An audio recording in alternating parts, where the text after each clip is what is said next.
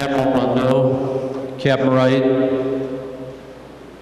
guests of honor, distinguished guests, family and friends of our newest sailors, most importantly of all, the 706 newest sailors to the world's greatest Navy.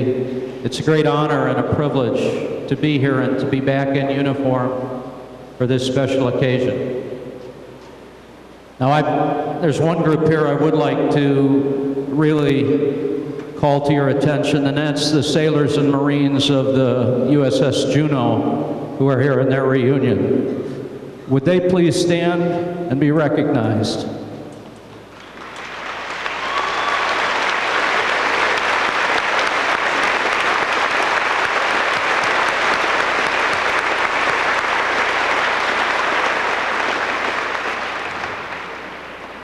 I've been told that your liberty commences as soon as I finish talking, so I choose my words with some trepidation.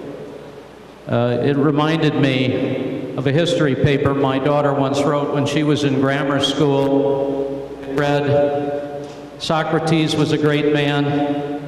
He gave long speeches. They killed him." So I promise to be brief. First, I'd like to thank the family and friends who are here today to share this very important moment. I think each of you have a great deal to be proud of, and I know each of these young, newest sailors appreciates the love and support you provide. I want to personally thank you for your support and your sacrifice, and welcome you as members as well to the larger extended Navy family. Thank you.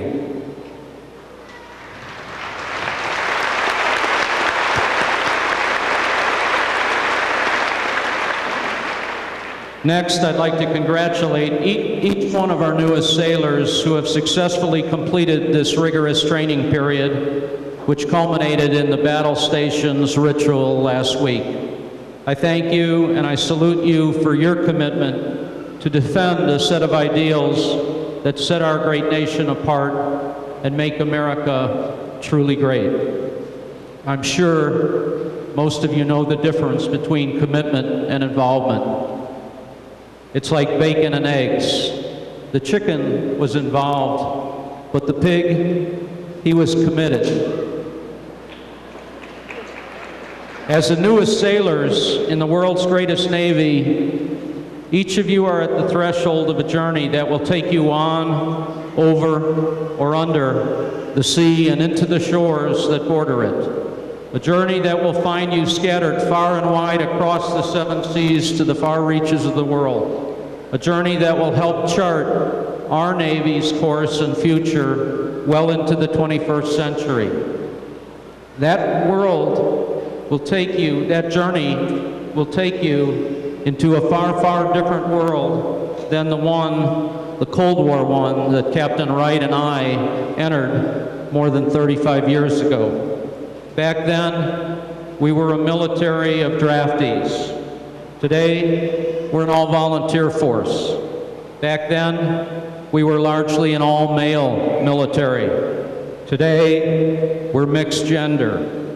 Back then, the threat was monolithic, clear, and predictable. Today, we live in a world of great uncertainty. Uncertainty in the hills of Bosnia and Serbia, the streets of Afghanistan and Iraq, the bunkers of North Korea and Libya, and as the tragedy of 11 September revealed, uncertainty even here in our own homeland. As each of you embark on your journey, you will also encounter a world of dramatic technological change. Change which has taken our Navy from the age of sail and pole, muskets and boarding axes, semaphore flags and Morse code, to nuclear power, laser-guided munitions, and near-instant satellite-borne communications that span the globe. And the forward-deployed, forward-engaged Navy Marine Corps team you have signed on with has become the tip of our Navy's Joint Spear. You will typically be the first to arrive on station, and we're typically the last to leave. As each of you make your way in this profoundly changed, uncertain world, there will also be great tendencies and temptations to lose your way. So it's important to hold fast to those core values and traditions that have been taught to you. The core values of honor, courage, and commitment, which have been imbued in each of you during the past 8 weeks. In closing, as you embark on this great journey, let me offer you some sage advice. Chase your passion, not your pension. Military service is not about making money, and neither is life.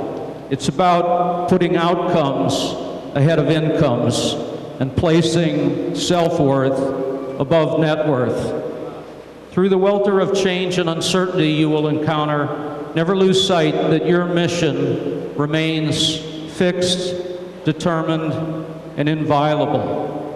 To stand guard, to keep the peace, and when called upon, to protect our freedoms and win our wars. As General MacArthur once said, your guidepost stands like a tenfold beacon in the night. Duty, honor, country.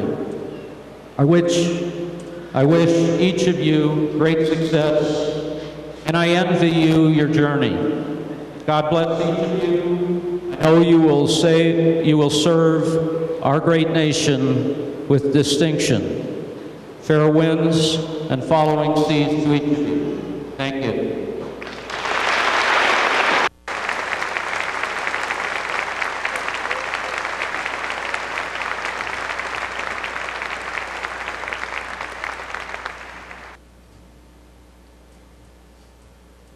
Admiral Meade will now see us through the graduating divisions. He'll be joined